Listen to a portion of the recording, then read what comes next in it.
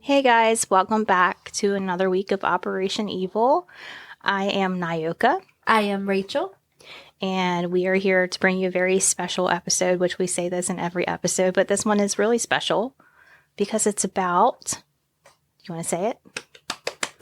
Dimebag Darrell. Yeah, it's going to be great. But before we dive into this case, we have a new Patreon member. Alexis, welcome. Thank you, appreciate Alexis. it. We were just actually thinking of you because we were setting our drinks on the wonderful Operation Evil coasters that you made, which are fantastic. And you can actually see a video of them on our Facebook. What is her TikTok thing? Black Cats Bitchcraft? I think so. If not, you can find it on Facebook, or you can reach out to us on Facebook, or you can reach out to us on our email, operationevilpodcast@gmail.com. So last week, we released part 2 of an episode early to those in Tier 3 of the Patreon. We're going to do special things like that throughout time. I don't want to say a time limit because when it feels right. When it feels right. And we're releasing bonus episodes to everyone that is in the Patreon, no matter what level. Mm-hmm. So check that out. We have different categories. You could be a obsessed or a stalker or a lunatic. And that has different benefits that come with that. So check us out. Tell a friend. Share our podcast. And all the money that we get from our Patreons goes back into our podcast for research purposes and newspaper subscriptions. Yes. And non-squeaky chairs. Yes. Which we should have that next week. So no, it won't squeak when you want it to. So, yeah, all of those things. All right. So let's get started with our story this week. Oh, wait. And the thing is, too, we are going to have a contest. Yes. A giveaway. There is a book that was written about the events that we are about to discuss. And we are going to be giving away that book. And all you will have to do is go to our Facebook, like and share, and then comment your favorite Pantera or Damageplan or Hell Yeah or Rebel Meets Rebel. If it involves Dimebag, just tell us your favorite memory, your favorite song. And then also on Twitter, if you will follow us, it's just Operation Evil Podcast. And the link, we'll put that in on Facebook too. Everything you'll be able to, all the directions and whatever you'll find on Facebook. But you will win that book. And it is I haven't read the book, Nyoka hasn't either, but the reviews that we read is a very good book about the details of December 8th, 2004. So, Nyoka. I think this is a great idea. Rachel came up with it. I didn't know anything about this book. And so the post that you're going to share, we'll make sure you know which one it is because we will put, this is the post you share, you do this, this, and this. Mm-hmm. And I just want to be clear, like the instructions on there, you have to do all of the things, not just one of the things. You can't just like the posts and be entered. You have to like it, you have to share it, and you have to comment. Yes. All of those things to be entered. And then we'll do the winner live. Yeah, we'll do the same thing with the little wheel that Nyoka did before. Yeah. So we'll have a deadline to enter and all those things. Mm-hmm. So it'll be good. It'll be fun. I think that was a great idea, Rachel. Thanks. Yeah. We're going to do stuff like this every so often. Yeah. So Dimebag Darrell. A beautiful man. Especially, I was looking at his younger pictures and I'm like, wow. Anyway. Love it. I know. So the heavy metal community was turned upside down the evening of December 8th, 2004, when 38-year-old Dimebag Darrell, guitarist for Damageplan and Pantera, was shot and killed during a show at the Alrosa Villa nightclub in Columbus, Ohio. which isn't that far from us. No, I think... What is that, like a 2-hour drive, maybe? Hour and a half to 2 hours, maybe? Yeah. Dimebag Darrell was one of 5 people killed during this horrific incident. Among the deceased were the gunman Nathan Gale, who was 25, bodyguard for Damageplan, Jeff Thompson, who was 40. He was a very generous spirit, and it was believed that he stepped in to save his friends. We have fan Nathan Bry, 23. He had taken that week off of work to go to the concert, and his boss was left devastated after finding out that his last working shift was the last time that they would get to see him. He also had a wife and a child who was about 1.5 years old at that time. And then we have Aaron Hawk, 29, a former Marine and employee of the nightclub who loved working with the bands. Additionally, 3 more people were injured by Nathan Gale. As Damageplan began to play their first song in front of approximately 250 fans at the venue, Nathan Gale jumped on stage and began firing at close range into Darrell's body after making a comment about Pantera. He shot Darrell several times and then opened fire on the crowd. This incident alone changed how live shows were for nearly all musicians. Fans rushing the stage were no longer viewed as welcome participants. They were now viewed as potential assailants. It was said that Zakk Wylde, especially, which he is the guitar player, most people know him from Ozzy. He has a band called Black Label Society now, but he was very, like, it affected him really bad. Him and Dime were really close, and so, like, meet and greets, I think, were out of the question for a while with him. I don't know if he even does them now. I mean, it's scary. Yeah. You're on stage and you're exposed to hundreds of people. And there's always that potential there. But you would think that, again, something like this would never happen. Yeah. So in the article by Loudwire, Anthrax guitarist Scott Ian said, quote, "After something like that happens to one of your best friends, how could you ever feel safe anywhere, ever? The times that kids have made it up onto the stage during our show, no matter how friendly the scenario, the first thing I think is, dude, you should not be on this effing stage. You should know better. To me, everything changed after Dime was killed. That stage became off limits for everyone but musicians. I don't give an F how much fun you're having. Stay the F off the stage." The world just lost a charismatic, talented musician with a beautiful soul. In a Rolling Stones article written by Peter Wilkinson, he described Abbott as an expressive guitarist who brought the fluid dynamics of Eddie Van Halen's technique to Pantera's much harder power groove thrash. One of the 90s most uncompromising metal acts, Pantera was also one of the most successful. During its 18-year career, the band sold more than 7 million records, according to SoundScan. 1994's Far Beyond Driven entered the charts at number 1 and sold 1.4 million copies. That's amazing. That is amazing. Abbott was survived by his father, Jerry Abbott, and his brother, Vinnie Paul. Darrell Abbott's funeral service took place at the Arlington Convention Center, and he was buried in the Moore Memorial Gardens Cemetery in Arlington, along with one of Eddie Van Halen's guitars. There was a conversation about what guitar that Rita, which is Dimebag's longtime girlfriend, and Vinnie Paul, his brother, what guitar they wanted to place inside the casket, which his casket was a Kiss casket.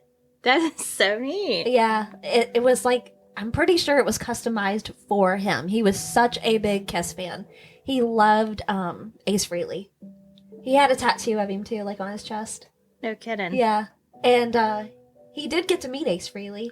But this guitar, so I guess, they're talking, at at some point he meets Eddie Van Halen not long before he dies. Like, that was like his hero, right? Yes, Because yeah. I hear a lot about... There's a lot of comparisons of like the Abbott brothers and then the Van Halen brothers, like how they both, you know, one was a drummer, one was a guitar player.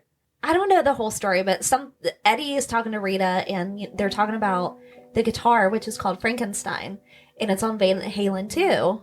And Eddie's like, yeah, right, I'm not giving him a replica, I'm giving him the real deal. So he gives him the actual guitar. Wow. Places it inside, you know, gives it to Dime. I thought that was so amazing. That is pretty amazing. Yeah. And then, so like when, like I said, Dimebag met Eddie Van Halen not long before he died, Vinnie Paul said that his brother said that he was so happy, like if, I guess they were on a plane, and he said if the plane went down, he wouldn't care. He'd be fine with it. Yeah. Because now he's happy. Yeah. It's like his goal was met. Yes. And when I was looking for pictures of the Abbott brothers and all those things, their memorial site, the grave site, is beautiful. Mm-hmm. And I will put that picture in with other pictures as well. And their mom is also buried there as well. Like, oh. Yeah. I didn't realize that. I don't think it's... Oh, is that the one in the back? I believe so. And then he's towards the front? I'm pretty sure. However it is, though, I mean, it's stunning for what it is. Mm-hmm. They really put a lot of love in that. Like, you can see that for sure. And, yeah, those pictures I will include on the Facebook page. And, I mean, there was, you know, tons of memorial, like, T-shirts and things like that that people bought. And, I mean... We'll go into later about the people who had attended his funeral, but I mean, it was just, he is like, when people relate like Elvis Presley to the metal world, like that's the loss of Dimebag, what that feels like to people in the past, you know? Yeah. I'm pretty new in the metal world. But wow, I've learned so much. Yeah, he was a huge influence. Like, I mean, even local bands, and I would say probably like 9 out of 10 people that you talk to locally, like that love heavy metal, he's in their top 5. That's amazing. Yeah. That's so impressive. So Darrell's brother recalls the afternoon of the shooting. The band arrived at the El Rosa Villa Club in Columbus, Ohio. The sound check went without incident, and then Dimebag, who remembered playing the place back in the earlier days with Pantera, thanked the club owner for booking them. The group, him and his brother, formed when they put Pantera on hold. After the sound check, Dime went back to the band's bus to get ready for the show. Then the two brothers stood by the side of the stage to watch the opening bands. They were doing Parliament songs, heavy metal style, and they were all dressed up like G.I. Joes, Vinnie Paul told me in 2006, who I believe they're talking to of Rolling Stones. In that article? Yeah. We were catching such a nut on them. Like Vinnie Paul, like they hilarious. were from Texas, and you know how they say people from Texas have big personalities? Yeah, you could tell. Yes. Wow. Yeah, so he says, we were catching such a nut on them. We were back there doing shots and peeking out and cracking up about the whole thing. Oh, wait, pause it. I just thought of something amazing. What? So you know how I love Rammstein? They're my favorite, right? Yes. So there's a video of Vinnie Paul and Till Lindemann, the singer of Rammstein, and they're like doing shots, and Vinnie, I don't know if both of the guys own they're like a strip club in Dallas or Texas or whatever, or if it was just Vinnie Paul, like meaning both of the brothers. But I guess like Vinnie Paul had invited Till to come to this strip club to party, and he never showed up. He never came. Yeah. Aww. And it's just funny. This video is so cute because they're doing shots, and it's like no big deal. Like they're drinking water. Oh my God. They were partiers. For sure. They were all in a good mood, and they had a full house that night, and they went up to the deck, and right before they went on. Dime was warming up his hand and putting his lip gloss on. What? Yes. I don't know, man. He can do what he wants, I guess. The last thing I ever said to him was Van Halen, and he gives me a 5 and says Van effing Halen. That was our code word for letting it all hang out and having a good time. And that's the last thing he ever said to me. Man, it's insane. You know what, though? That was a good last thing to say. It was. That was kind of fantastic. They were so unbelievably close. Ugh.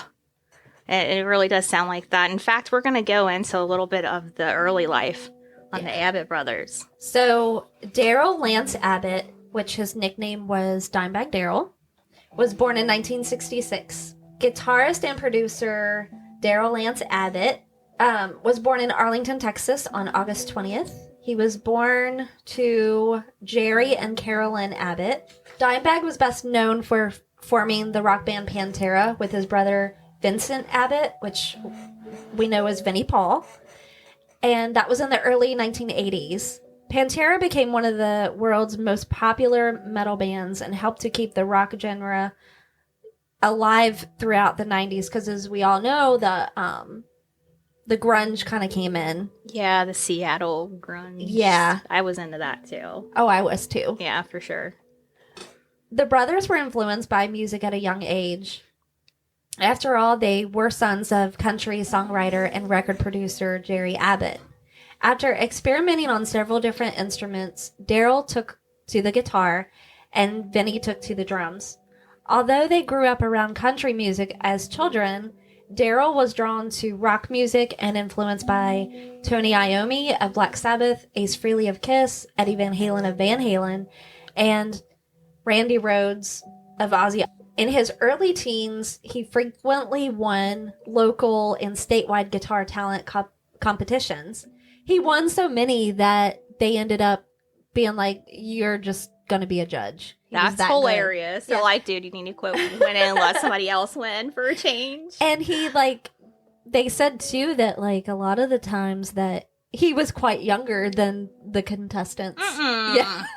I think he was 11 when he asked for his first guitar. And his dad said that, he come out of his room and he's all dressed up like Ace Frehley, playing a guitar. Yeah. That's amazing. I know. In 1981, Dimebag was approached by high school classmates to form a band. He agreed on the condition that his brother could join the band too. And after settling on the band name Pantera and Darrell's stage name was Diamond Darrell. Diamond Darrell. Diamond Darrell. Their sound started as glam metal. Isn't that crazy? When I first researched that, I was like, what? They were like Motley Crue and... Mm-hmm. They used to wear the spandex and the hair and stuff. Yes. Sorry to interrupt. You're fine. I was like, what? They had this whole other life before they are what they...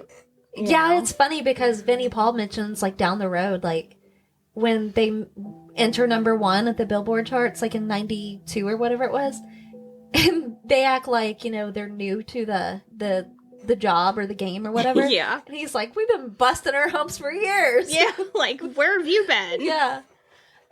So Abbott's father became their manager, and they created their own record label named Metal Magic in order to release their music.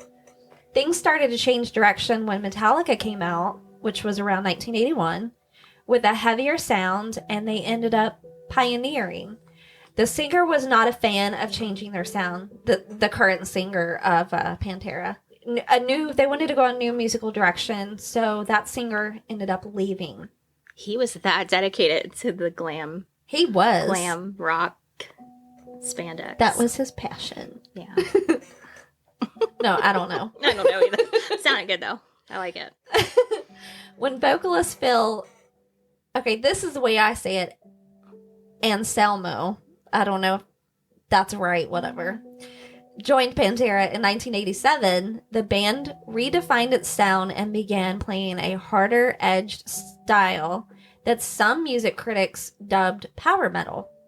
It was at this time that Abbott changed his nickname from Diamond to Dimebag. Phil would remain the singer until the band broke up in 2003.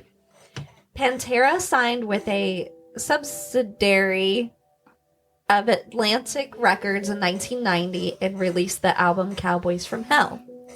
So that album features the greats like Cemetery Gates, of course, Cowboys from Hell. Yeah, it was like, I guess one of the favorites, maybe? I don't know. Yeah, it was like first, they were on Headbangers Ball. And a fun little tidbit, Pantera music was the theme song to Headbangers Ball. Did you know that? No, I didn't. No. Learned something new. I learned you something. So Cowboys from Hell was their actually their fifth album. I like it. It was kind of like their first, though. You could their first and their fifth. And their first. Yeah, that was perfect. And it was very successful and considered by many as one of the greatest metal albums ever made. Fans would say it was their real debut of Pantera. Their sound and look was completely different. The music was darker, and the old glam metal look was a thing of the past. Pantera released 2 more albums and received 4 Grammy nominations over the course of their career. However, after persistent feuding between Darrell Abbott and Philip Anselmo or whatever, Pantera broke up in 2003. During that same year that Pantera split up, Dime and his brother formed the new band Damageplan. With Abbott on guitar and Vinny on drums, the brothers recruited vocalist Patrick Lockman and bassist Bob Kaka. That's how I would read it, yeah. It's Kakaha. So Dime produced the group's debut album, Newfound Power, which was released in February of 2004.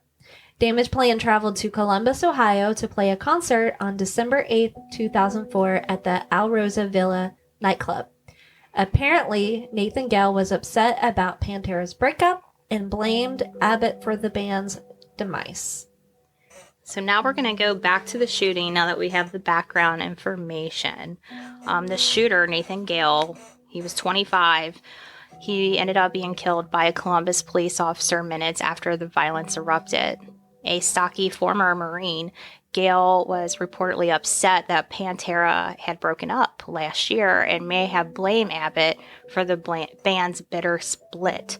The deaths came on the 24th anniversary of the murder of John Lennon, which I found that to be like, wow, really? Yeah. Right here is where I'm going to insert a news clip of the tragic evening. I will give you a trigger warning. It is like an actual, it looks like cell phone video, so it's actual shooting itself.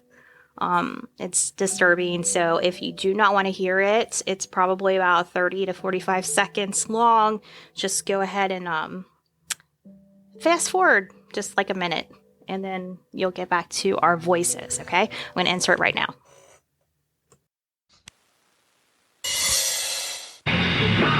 Last December, heavy metal band Damageplan took the stage at the Alrosa Villa. During their first set, more than 200 anxious fans packed the concert hall to hear the group and one of the country's most known guitarists, Dimebag Darrell Abbott, play. But just a few minutes into their first song, trouble broke out.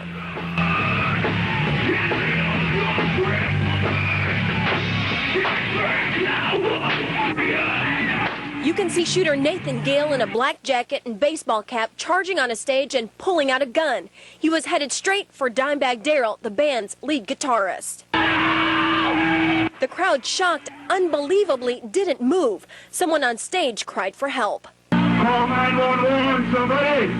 While Dimebag Darrell lays on stage with band members, even fans trying to resuscitate him, there's chaos. Police say minutes after Gale shot Dimebag, he takes a hostage and reloads his gun behind a speaker. In a matter of 5 minutes, Gale fired 15 shots before Officer James Niggemeyer took him down with one single shot. A single shot that saved lives. Moments later, Officer Niggemeyer steps in front of the camera, shotgun in hand, a blank look on his face.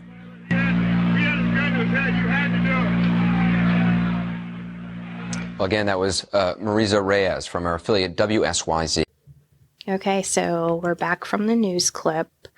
It was very hard to listen to. So the 4 bands were on the bill to play that evening, and about 250 people paying around $8 per ticket had shown up, well short of the venue's capacity of 600. Members of a local group, Volume Dealer, one of the opening acts, dressed in combat fatigues, and that's what we were talking about earlier with the G.I. Joe look. Another local opener was named 12 Gauge. According to the article in Rolling Stones, the events were described as follows. In the chilly darkness, Gail had been hanging out in the club's parking lot while the music pounded inside. A construction worker from Marysville, Ohio, a blue-collar suburb 25 miles northwest of Columbus, Gail stood 6 feet 3 inches and weighed more than 250 pounds. He wore thick glasses and a Columbus Blue Jackets hockey jersey over a hooded sweatshirt.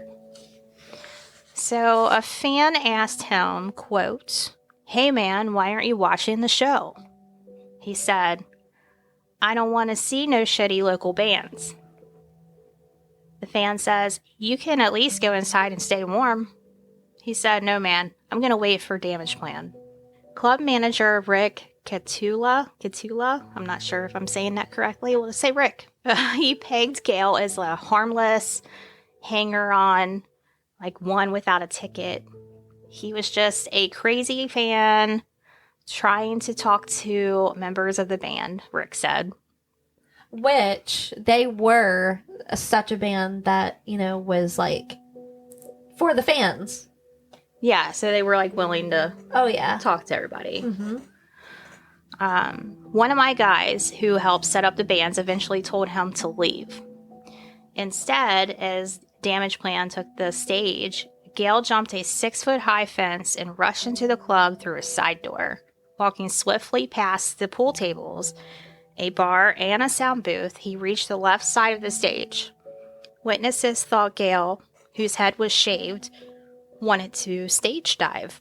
It was about 90 seconds into the first song of the set, Damageplan's new single, Newfound Power. The dude was way determined, said Billy Payne, the singer for Volume Dealer, who saw Gail enter the club.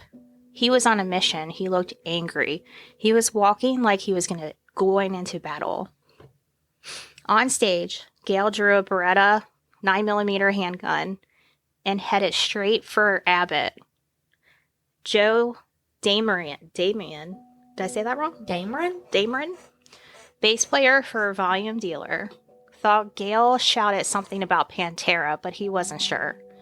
With the feedback, I didn't hear what he said. I saw him open his mouth, yell something, and I don't know what it was. He just looked determined. Gail shouted Abbott, who was headbanging, his hair in his face, at least once in the forehead. Dime was doing his thing, said Aaron Beener, a fan that was standing nearby. He gets really into it, so he was blindsided. So Rick, who was tending the bar, he's the club manager, thought fireworks had gone off. Others figured it was speakers popping or someone had fired a cap gun.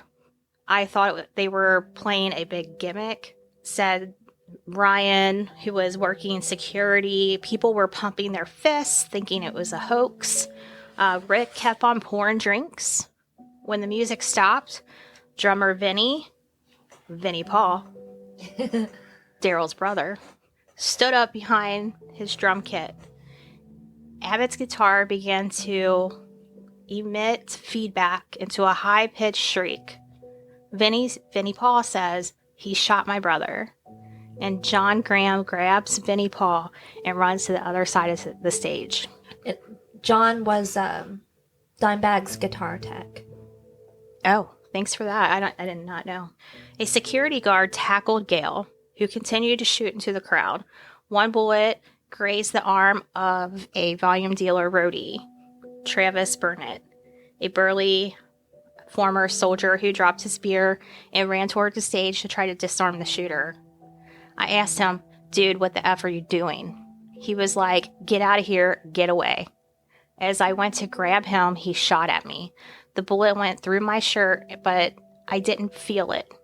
People tried to rush the guy, Nathan Gale, but he shot at them to keep them away. And John Cat Brooks went after Gale.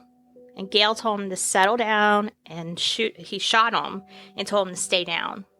But Cat was shot in the chest, arm, leg, and released 3 days later. So Dimebag lay on the stage, bleeding from his head.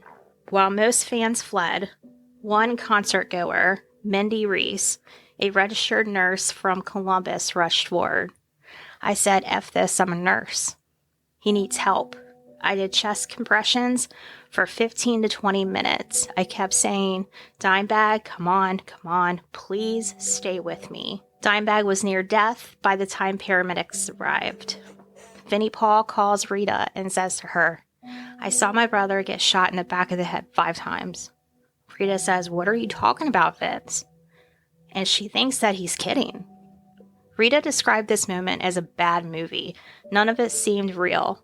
Vinnie Paul described it as if someone took a hacksaw and cut him down the middle. From the backstage area, Officer James, Niegelmeyer, appeared carrying a 12-gauge Remington shotgun. He walked past a stack of amplifiers and saw Gale, who had taken a male hostage, holding his gun to the unidentified man's head. Gale began moving toward the rear of the club.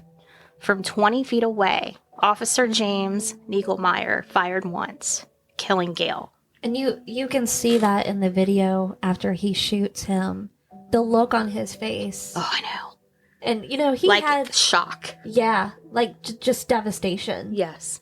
And, he really did what he had to do. He said that when he pulled up, that there was people already outside hollering, come this way. Like, I think he entered through the back. He was by himself. Oh. Yeah. So he was nearby, and I think he arrived on scene like within 2 or 3 minutes of the multiple calls as they, were coming in. Woo. And then one little thing I think we kind of forgot, we mentioned about Rita Haney, Dimebag's longtime girlfriend. I know that they were like teenagers. Yeah, they were young when they met, right? Yeah. So they've been together ever since then. They grew up together. Mm-hmm. Yeah. That's cute. Now, did you have more on the officer himself? Because I know... Yes. So this really affected him, the aftermath. He said, quote, "December 8th, 2004 is a day that I wish had never happened." So what I was talking about just a few seconds ago, it was around 10:30 that he entered the scene, and like we saw in that video, the guy told him, you had to do it. Yeah, he saw that small window of opportunity to not hurt the hostage. Yeah. And took it. He did the right thing. And I think we all would agree that he did. Yeah. But he struggled for years with, he had a severe anxiety disorder. He developed PTSD. He was forced to leave the police force 3 years later because of the trauma from the PTSD. Yeah, he never recovered from it. Right. And he said, 12 years of medication and going to a psychologist, it helps, but it still takes a toll. He was working to get the laws changed because, for example, for workers' compensation, if you are injured physically, then you're covered. But if it's a mental disability, you're not covered. Twice lawmakers have introduced bills to try to change the law, but they were stopped. Businesses worry it would raise insurance rates. He was a hero that night. He sure was. And, he ended up working for the fleet management. He still works for the city, but it sounds like he's like in the public works department or something like that. Yeah. So Nathan, according to the people in Marysville, was troubled, but not prone to violence. He enlisted in the Marines in 2002, but left for unknown reasons 18 months later. And his mother bought him the gun that he used because she was proud of his service. I'm sorry. What? Wait, it says on here, the article says they don't unknown reasons, but wasn't there other information out there that says it was due to like mental illness? Yeah, it was said Or is that speculation? Well, I guess you could go either way, but more than one article I read said that he was diagnosed with schizophrenia and that paranoid schizophrenia. During this time when he was in the Marines? Yeah, and that's why he was discharged from the Marines. Okay. But, and, the mother, after all this, she said that she kind of blamed the Marines or the military because they just discharged him. They didn't treat him. Nathan, he worked on construction sites and an oil change shop as a landscaper. He also played of Lima Thunder. It's a local semi-pro football team. On the team bus, Gale would often be found with his headphones on listening to Pantera. Oh, and his mom said that he did try to attempt to, play guitar, but he wasn't that good at it. So on November 17th at 3:20 a.m., police arrested Gale for driving with a suspended license. By then, friends told the Columbus Dispatch Gale has changed. He began talking and laughing to himself. He told a friend that Pantera has stolen his songs and that he was going to sue them. Did you see the one interview where the guy's like, yeah, we invited him to come hang out at band practice, and he brings lyrics. And it's a Pantera song. Oh my God. No. And he claimed that it was his lyrics. No. Yeah. The guy's like, you can't do that. Oh my gosh. Well, according to Murderpedia, Nathan's motive for the killings may never really be known, though some witnesses state that he shouted something about the breakup of Pantera before he started shooting, and those who knew him claimed that he was a huge fan of Pantera, and because of this, his motive for the killings could have been the fact that the band broke up 3 years previously, and that he often showed signs of mental instability. According to interviews with his friends, he sometimes claimed that Pantera was stealing the songs that he had written, while in the... I'm sorry, it's just funny.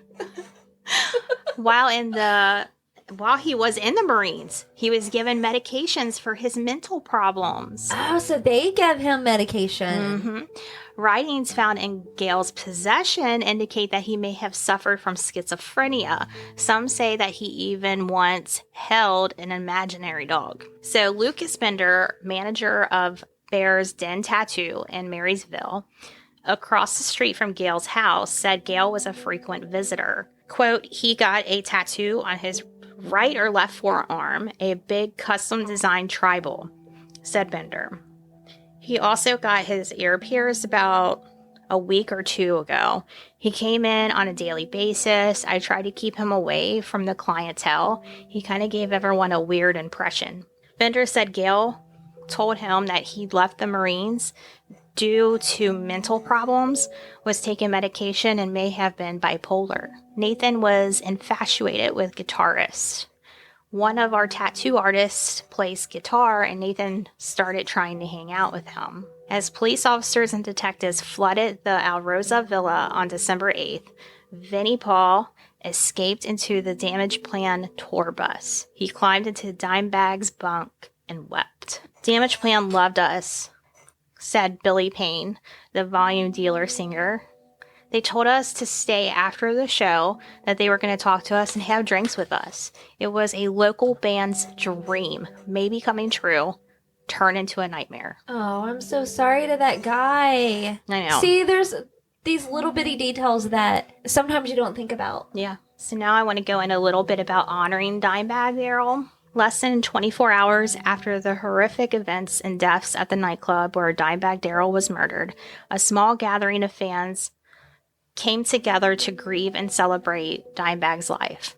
They constructed makeshift crosses, they laid yellow roses in honor of Dimebag's Texas roots, and burned candles in his honor and shared stories. A jam session broke out when one fan played some Pantera songs, This Love and Cemetery Gates, on his acoustic guitar, joined on by a chorus by a number of those in the crowd.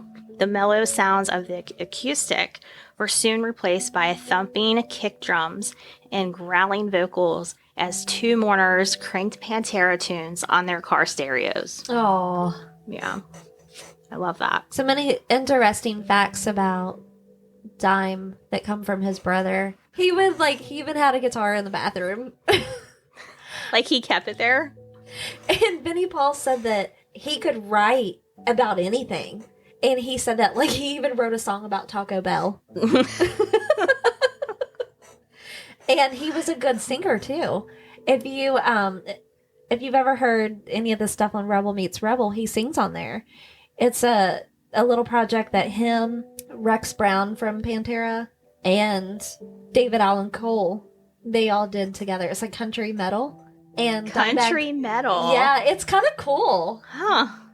And yeah, he you can hear him singing on probably more than one, but I just remember one song. Yeah.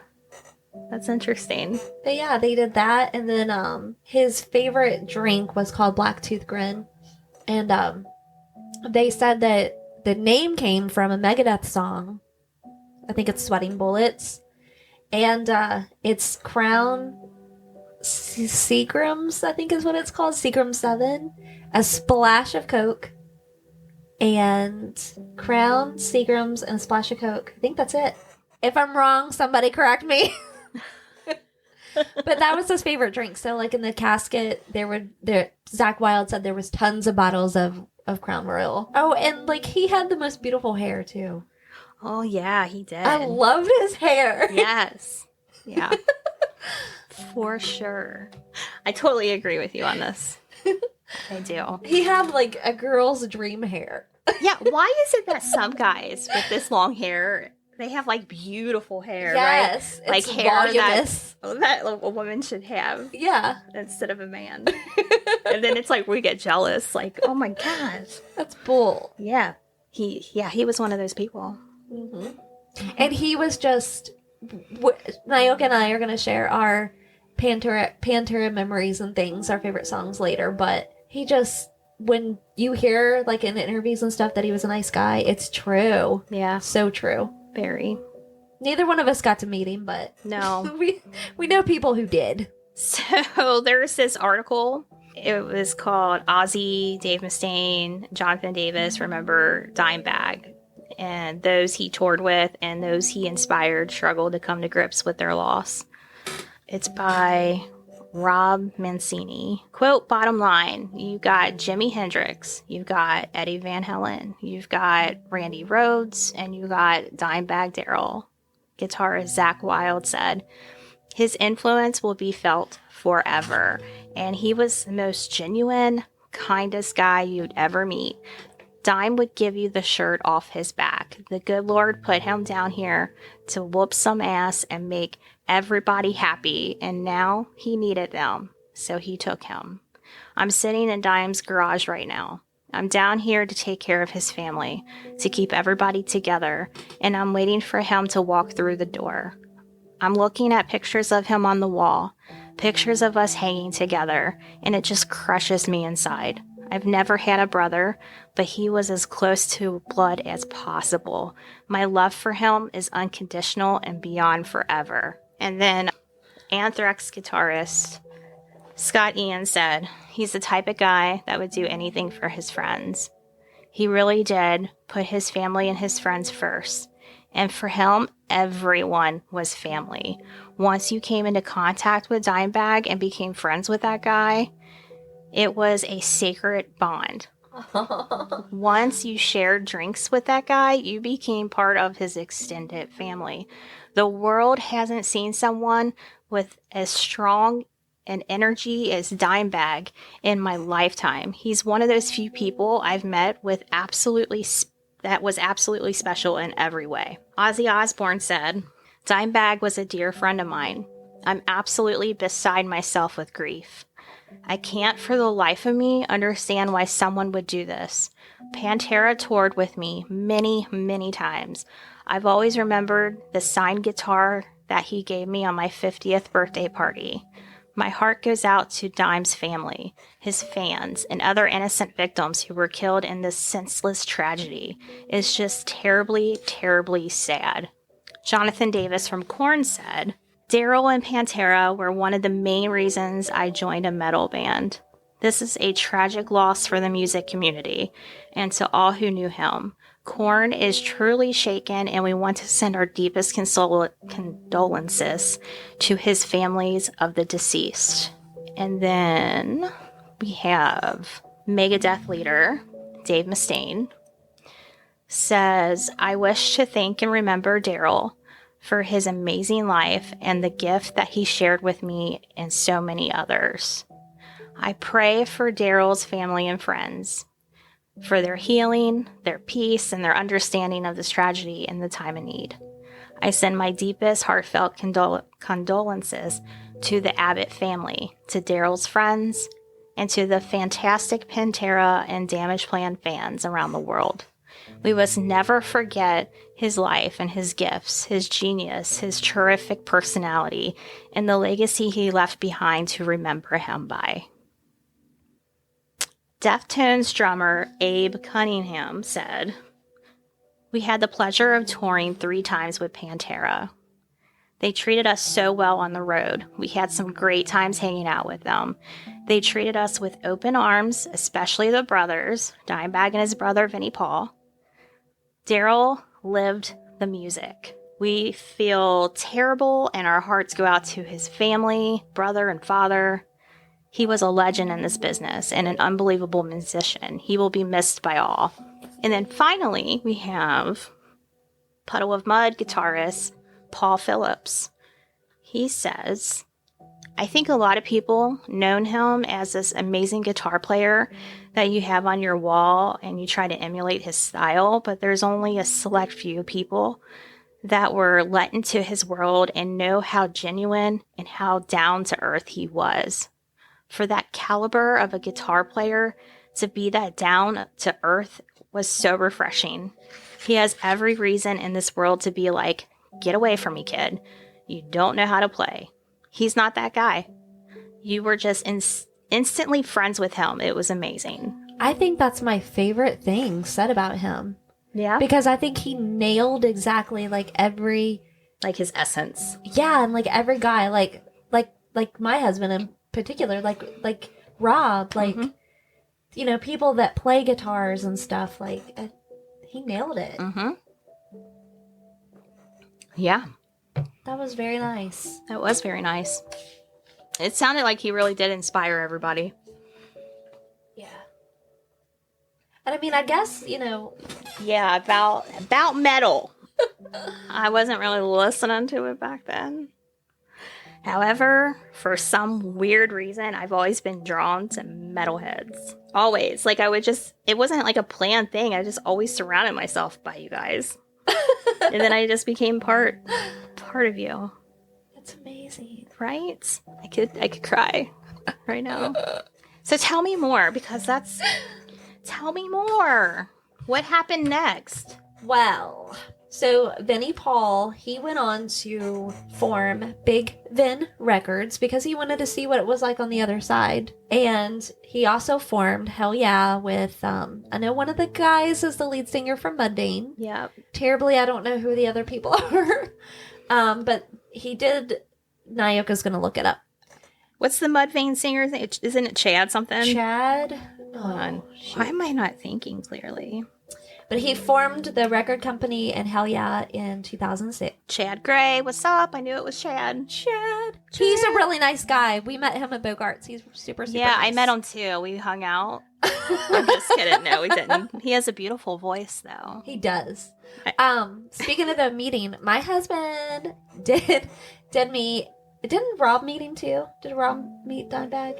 I don't know. I can't keep up with all the people he met. But I just want to share a little story. Actually, there's 2. Our friend that we've been friends with ever since, well, actually, is my husband's best friend. They've been friends since middle school. They went to see Damageplan together, and this was in April of 2004. So that same year. Yeah, the same year. Same little tour. And... But in Cincinnati? It was, yeah, at Bogart's. Bogarts. I was just there last week. Yeah. Yo. Looks so different now. Yeah, it would have been different back then. Yeah. My husband saw the dude. He saw Nathan Gale because when he saw his picture on the news, he said, I saw that guy. That guy was at Bogarts. And so they were standing in line outside of the club ready, to go in. And he said the guy was standing like probably 3 people behind him. So they get inside and Damageplan starts playing. And Gary couldn't remember, maybe it was halfway through the show, but Nathan Gale climbed up on the stage. He doesn't know how he got up there, but he noticed it. He was up on the stage. He said it looked like he came from the crowd. And he started walking toward Dimebag.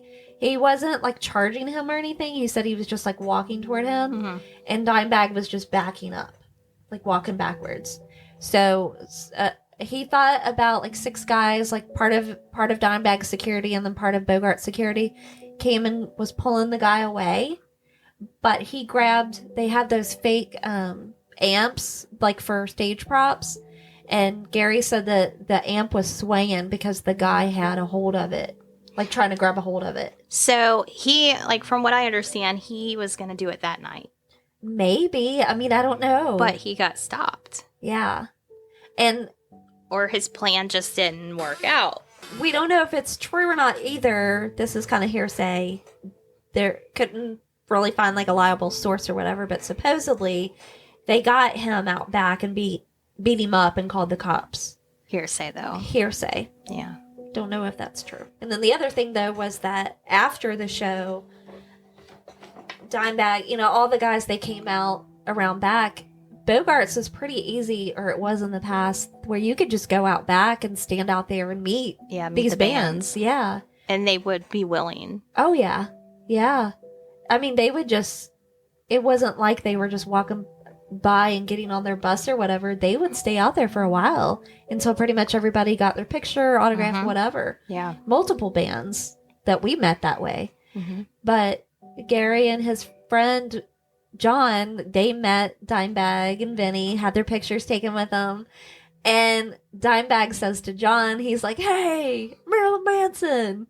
So that's a great memory. And just, Gary said that Vinnie Paul, like, put his arm around him and was like, hey, get in here, That's awesome. So when people say, like, they were, like, your friends, like, I need to see this picture.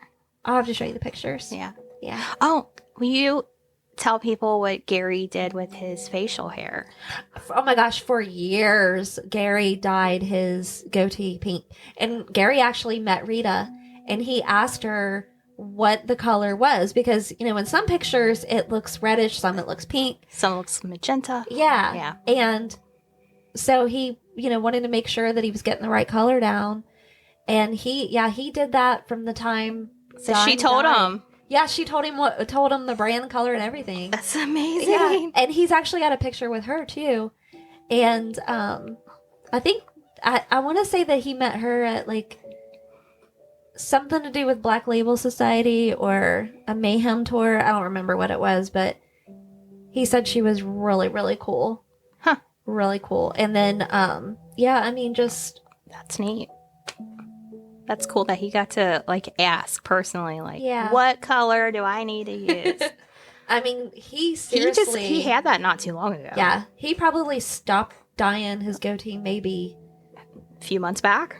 Well, actually, you know what? I think he stopped dyeing it when he started his new job back in 2018, 19, something like that. And his beautiful hair. His beautiful hair. But, so, Vinnie Paul, though, he ended up dying in June 22nd, 2018. And it was, heart failure? Yeah, he had some severe heart issues. Heart disease. I want to say it was broken heart. Probably was. And then the club, this year, city council there in Columbus has decided that they're going to tear it down and turn it into an affordable apartment unit. What? Mm-hmm. I want to say it was like around 2007 or something. Maybe it's like for the that. best. They went out of business. Yeah. They're still on Facebook though. You could get on there and they have a Facebook page there's one page that I saw where it's like memories. And there's like a whole list of bands that had played there and all of their history. Wow. They had been there since the 70s. I don't think I've been to that venue. I've been to one in Columbus, but I don't remember which one it was. Was this a big venue? No. I don't know. Maybe the size of Bogart's. What it looked like from the pictures. I don't know if I've been there or not. Because I think it was said too that like Damageplan just kind of hit like some clubs. Yeah. Do you have like a favorite song or? Actually, I do. So before I talk about that though, I will say both brothers are buried next to each other. So you'll see their graves in the same picture. I love that relationship that they were so close. I love it too. Throughout their life. And I love the comparison of them with Eddie Van Halen and Alex Van Halen. I love it. Love it, love it, love it. So, listening to Pantera, I would say my favorite song would be Floods. That one just grabbed my attention. And I could probably listen to that one over and over. I really like that one. But I like Cemetery Gates too. But if I had to pick one, I'm going to say Floods. And I did like Slaughtered as well. I think you liked Hollow quite a bit too. Yeah. I'm really bad with names. Really bad. But I do know Floods for sure. What about you? What's your favorite? Probably Hollow. Yeah. But I also love 5 Minutes Alone too. Everybody likes 5 Minutes Alone. Oh, you mean the song? Yeah. I'm just kidding. Speaking of that, though, it was also said, too, that the whole band of Pantera was, like, goofy, like, practical jokers and stuff. Oh, I love it. Like, there's a video of Typo Negative and Pantera where they were, like, on tour together. Yeah. And, they're, like, shooting streamers and balloons and all toilet paper. It's toilet paper. Like, shooting toilet paper all over. But, yeah, evidently Dimebag was a big prankster, too. Yeah. I love it. I don't have a lot of experiences with Pantera or Dimebag in general, but I like them. I became a fan of them when I was in middle school, but I can't say that they were always like my most favorite. yeah, I mean, Megadeth is your favorite, right? Yeah.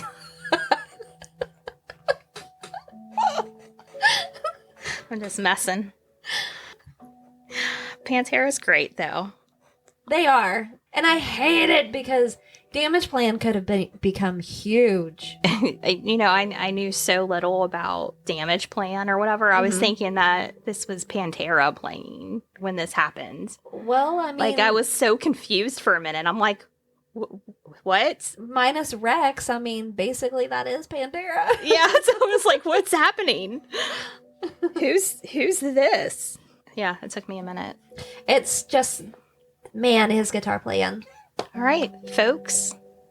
That's all we have for you. Please go to our Facebook and share your memories, favorite songs of Pantera. We'd love to hear them. We want to interact with you guys. So interact. Yeah. And maybe in the future we'll bring you some more musical episodes. I know there's more out there to do.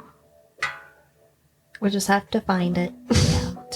All right. Until next week, we'll talk to you then. Until next time. Nighty night. Bye.